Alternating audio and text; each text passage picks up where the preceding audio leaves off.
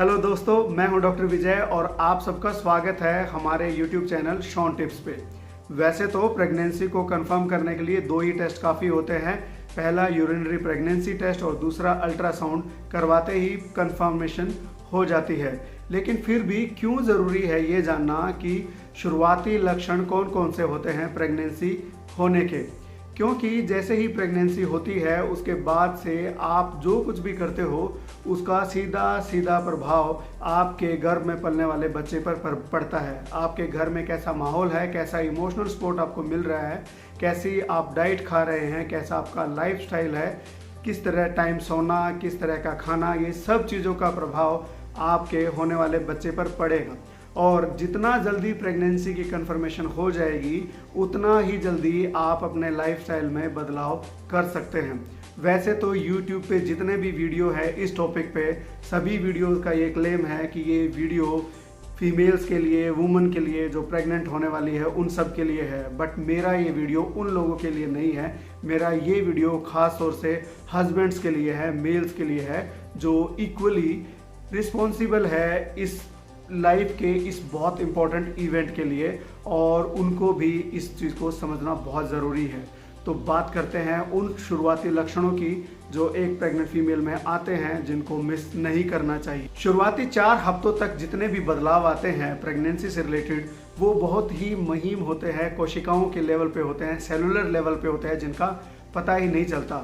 इस महीने मेंसेस आ गए, चले गए, और उस दौरान जब प्रेगनेंसी हो गई है उस महीने में, और फीमेल के शरीर में कई तरह के बदलाव हो रहे होते हैं सेलुलर लेवल पे। जैसे ही स्पर्म एग से फ्यूज़ होता है, फर्टिलाइज होता है, उसके बाद में वो एक प्रोसेस से गुजरता है और गर्भाशय के यानी कि यूट्रस की दीवार, जिसको एंडोमेट्रियम कहते हैं, उसके साथ जाकर चिपक जाता है। ये प्रोसेस पहले 4 हफ्तों के अंदर हो रही होती है, और जैसे ही चिपकता है इस प्रोसेस को बोलते हैं इम्प्लांटेशन। तो इम्प्लांट होने के बाद में हल्की फुल्की ब्लीडिंग हो सकती है। बहुत सारे फीमेल ये सोचते हैं कि महीना आ चुका है, इस बार हल्का आया है, लेकिन वो इम्प्लांटेशन ब्लीडिंग होती है। तो इस बारे में जानना बहुत ज़रूरी है। अब सबसे इम्पोर्टेंट जो लक्षण होता है वो होता है महीना मिस होना, पीरियड मिस होना। पिछली बार 1 तारीख को पीरियड आया था, इस बार भी 1 तारीख को आना चाहिए था लेकिन नहीं आया। तो ये पहला लक्षण, सबसे पहला जो सबको पता होता है, इसके बाद ही सब लोग सचेत हो जाते हैं। इस डे के बाद में, हफ्ते के बाद अगर किसी का यूपीटी किया जाए, यूरिनरी प्रेगनेंसी टेस्ट, तो वो पॉजिटिव आएगा। क्यों आता है पॉजिटिव? क्योंकि जैसे ही इम्प्लांटेशन होता है वैसे ही फीमेल के शरीर में beta HCG, human chorionic gonadotrophin hormone का लेवल बढ़ने लग जाता है। इसका काम होता है प्रेगनेंसी को संभाल के रखना, और जैसे जैसे इसका लेवल बढ़ता है तो यूरिन में भी ये निकलता है, और उसी का सैंपल जब हम टेस्ट करते हैं तो उसको यूपीटी बोलते हैं।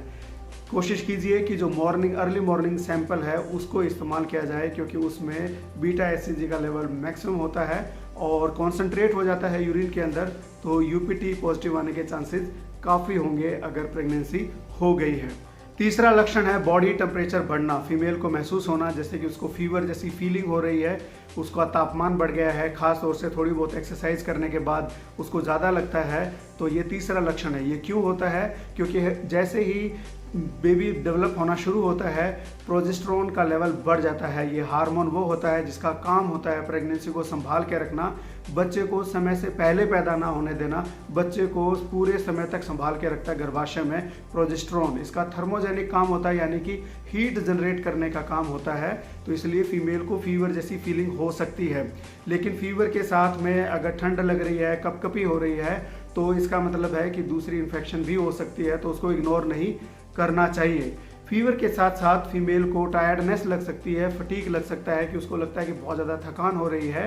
तो ये लक्षण भी प्रोजेस्टेरोन की वजह से होते हैं। हम ये एडवाइस करेंगे इस दौरान खास तौर से आपको वाटर इनटेक और रेस्ट पे ध्यान देना है। प्रेगनेंसी में हो रहे हार्मोनल चेंजेस की वजह से हार्ट जो है शरीर के अलग अलग हिस्सों में खूब सारा ब्लड जो है पंप करना शुरू कर देता है, और इसकी वजह से हमारी किडनी को भी काफ़ी ज़्यादा काम करना पड़ता है, और फीमेल के यूरिनरी ब्लैडर में, पेशाब की थैली में यूरिन की जो है बार बार उसको लगता है कि मेरे को बार बार पेशाब आता है, फ्रीक्वेंसी बढ़ जाती है। इसके साथ साथ यूरिनरी ब्लैडर और फीमेल का गर्भाशय आसपास होते हैं, और जैसे जैसे गर्भाशय बढ़ रहा होता है यूरिनरी ब्लैडर को प्रेस करता है, इरिटेट करता है और जिसकी वजह से भी बार बार यूरिन आने की फीलिंग होती है। प्रेगनेंसी में बढ़ रहे हार्मोन्स का हमारे शरीर के हर हिस्से पे प्रभाव पड़ रहा होता है। खास तौर से जीआईटी पे, गैस्ट्रो इंटेस्टाइनल ट्रैक्ट, पाचन तंत्र पे बहुत प्रभाव पड़ता है। वो थोड़ा धीमा हो जाता है और जिसकी वजह से फीमेल्स को कॉन्स्टिपेशन की प्रॉब्लम होना शुरू हो जाती है। उनको लगता है कि पेट जो है अच्छे से साफ ही नहीं हो रहा होता है और इस दौरान जो है नोजिया, वॉमिटिंग जब होती है, खाने का अच्छे से मन भी नहीं करता, वो भी एक वजह होती है कि उसमें भी कॉन्स्टिपेशन होती है।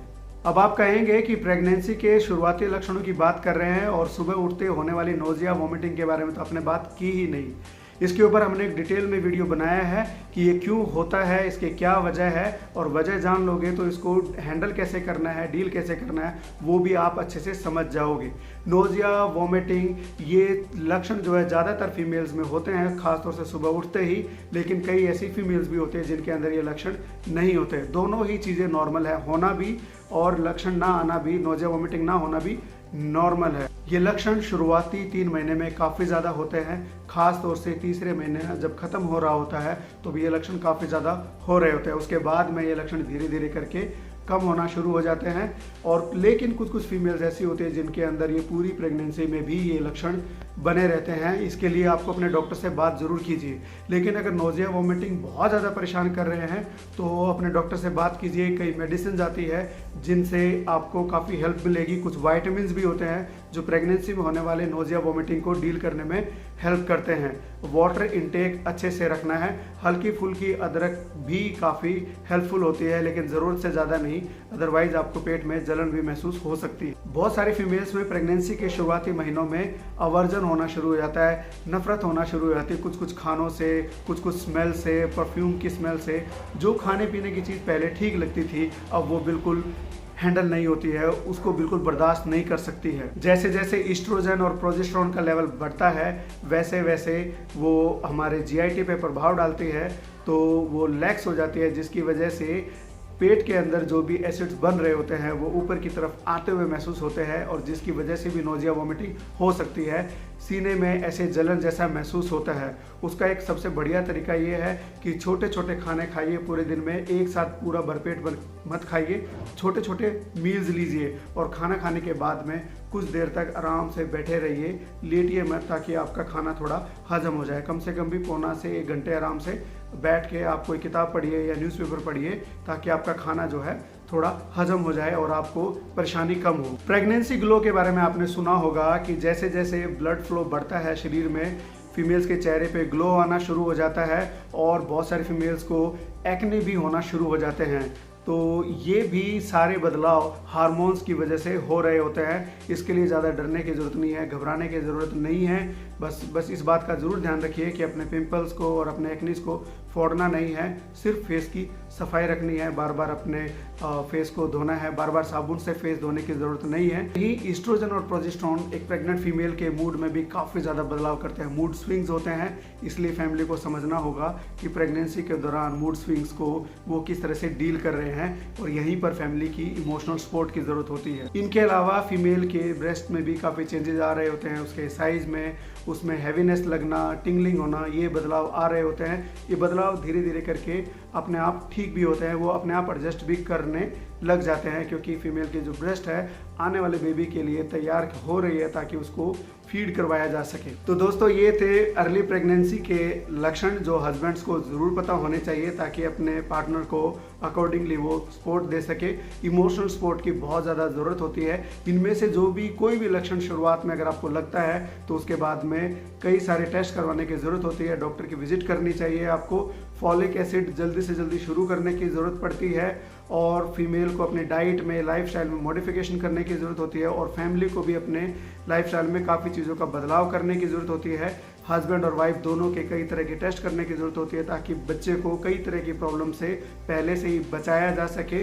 तो मैं उम्मीद करता हूँ कि आपको ये वीडियो अच्छा लगा होगा और अगर अच्छा लगा होगा तो हमारे साथ जुड़ जाइए सब्सक्राइब करके, और ये वीडियो अच्छा लगा हो तो लाइक कर दीजिएगा और शेयर कर दीजिएगा अपने किसी दोस्त से ताकि वो भी इन चीज़ों को सीख सके। Thank you so much.